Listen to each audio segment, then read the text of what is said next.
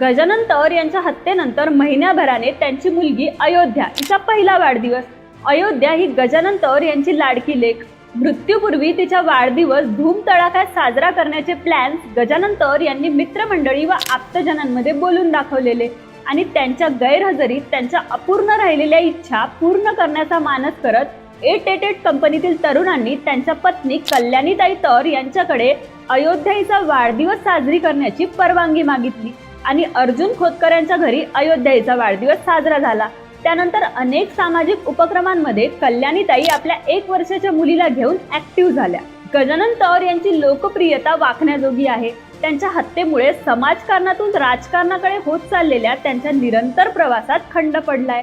आता त्यांचा हाच प्रवास त्यांची पत्नी कल्याणीताई गजानन तर यांनी पूर्ण करावा. किंबहुना कल्याणीताई व अयोध्या यांना गजानन तर यांच्या कार्यकर्त्यांकडून मिळालेली साथ